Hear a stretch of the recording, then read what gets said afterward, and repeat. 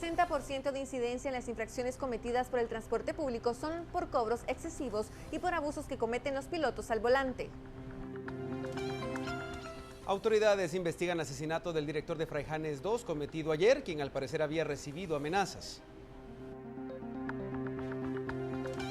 De acuerdo a la Contralora General de Cuentas, solo 18 de 40 aspirantes a magistrados del Tribunal Supremo Electoral cuentan con finiquito. En México, autoridades investigan a quienes organizaron una marcha en la que centenares demandaron la libertad de Joaquín El Chapo Guzmán.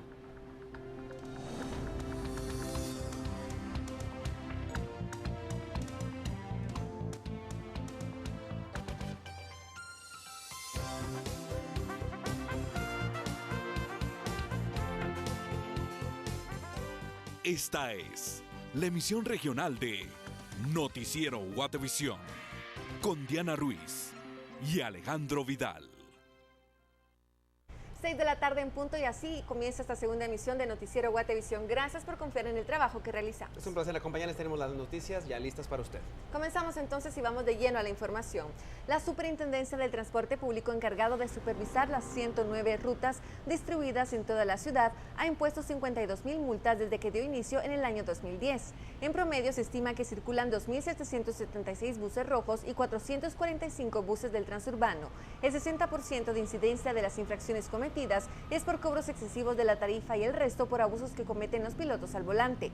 En la mayoría de los casos no respetan los semáforos y utilizan los llamados brochas que interfieren en el acceso y la salida de los pasajeros. El vocero de la Municipalidad de Guatemala explica sobre los controles que las realiza constantemente y que los pilotos sancionados han justificado que tienen que pagar extorsiones y seguridad privada ante la violencia. Por el tema de la extorsión, nos han mencionado que tienen que cobrar a cierta hora más. Muchas veces por el tema de la inseguridad, también ellos se salen de recorrido, no cumplen con el recorrido establecido. Son temas que afectan, que nosotros, basados en el reglamento, tenemos que sancionar. Comprendemos que la inseguridad ha avanzado y que en juego está la vida de los pilotos. Pero en este caso sí es responsabilidad de ellos como prestadores del servicio cumplir con el reglamento. Los criminales son los profesionales de la violencia y los que mejor manejan las armas, según explica el director del Centro de Recursos para el Análisis de Conflictos de Colombia. Además afirma que en su país la reducción de la criminalidad ha ido funcionando desde que el Estado estableció el control de las armas de fuego, logrando sacar las armas de la sociedad, donde la fuerza pública se hizo cargo del tema. Para quienes portan armas no necesariamente es un buen factor de disuasión, pues ante cualquier profesional de la violencia, un vigilante, así sea armado, no tiene manera de competir con ellos, convirtiéndose en una carrera armamentista en las calles. Colombia, al igual que Guatemala, tiene un serio problema de violencia por armas de fuego. En Colombia, cerca del 80% de las muertes ocurren mediante el uso de las armas, un porcentaje un poco inferior al de Guatemala. Son naciones hermanas en ese sentido, hermanas en la tragedia de la violencia por armas de fuego.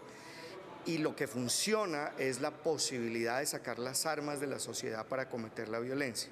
Un poco con la idea de que las armas proveen seguridad solamente si están en manos de la fuerza pública y no del ciudadano común y corriente, donde se convierten en un factor de riesgo más. Y un estudio del Instituto Centroamericano de Estudios Fiscales destaca que en el año 2013 el gobierno invirtió solo 1.689 millones de quetzales en adolescentes, lo que significa 1.27 quetzales diarios por cada uno de los 3.64 millones de jóvenes en nuestro país y 5.76 quetzales sumando los gastos indirectos.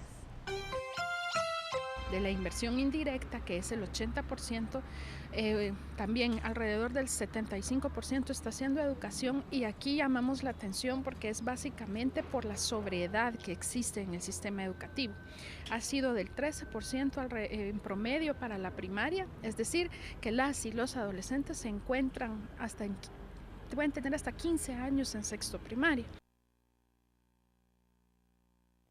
Para evitar la colocación de ventas ambulantes y mantener libres los espacios públicos del comercio popular, la municipalidad espera crear una plaza para reubicar a los comerciantes que estaban en la 17 calle de la zona 1. que fueron reubicados temporalmente en la Plaza del Comercio Popular y que posterior ellos estarán integrando el proyecto que por el momento hemos denominado la Plaza de la Mate 2, que por supuesto tal vez no se llamará así, pero será un proyecto con el mismo concepto que contemple iluminación, área para cada uno de los comerciantes, que contemple un área financiera, que contemple restaurantes, un montón de aspectos, parqueo, que le da una facilidad para las personas que van a comprar. Y pasando a conocer otros temas, después de 1 año y 6 meses desde que ocurrió un atentado en contra de la exfiscal Gilda Aguilar, cuando en ese entonces trabajaba para el Ministerio Público, institución a la que ha reprochado la denegación de la justicia en otras ocasiones, Aguilar mantiene guardias del Ministerio de Gobernación para su protección, aunque el ministro López Bonilla dijo desconocer este caso. No, porque tengo 2.200 guardias prestando la seguridad a funcionarios, a diputados, a defensores de derechos humanos, a sindicalistas, hasta periodistas hemos cubierto en algún momento. No puedo tener en mi mente la seguridad de todos ellos, ¿verdad? Lo que sí le digo es que recuerdo muy bien que ella llevó el inicio de los primeros casos de los problemas de conflictividad en el norte de Huehuetenango y he leído en un par de declaraciones. Su situación jurídica no me compete, ella sabrá cómo arreglarla. Su nivel de riesgos, voy a averiguar qué fue lo que ocurrió aquí, porque yo recibo constantemente solicitudes del Procurador de Derechos Humanos para prestarles seguridad a alguien. El ministro de Gobernación explicó también que el director de Fraijanes 2, José Vidal Sarceño, de 52 años, asesinado ayer en carretera El Salvador en el kilómetro 17.5, ya había recibido amenazas a 3 meses de haber asumido el cargo. Por su parte, el director del sistema penitenciario, Eder Camargo, afirma que Vidal Sarceño tenía 8 años de trabajar en la institución. La víctima se conducía ayer hacia su residencia en un vehículo particular y sin seguridad, de la que no disponía. Camargo refirió que se proporciona a quienes la piden. El sobrino de Vidal Sarceño, que viajaba con él, quedó ileso y resaltó que debía ser el Ministerio Público quien vele por su seguridad al ser testigo del hecho. Se le ofreció el servicio también que damos a los directores que así lo requieren para poder apoyarlos en su salida del centro en la hora de descanso y no recibimos ninguna información.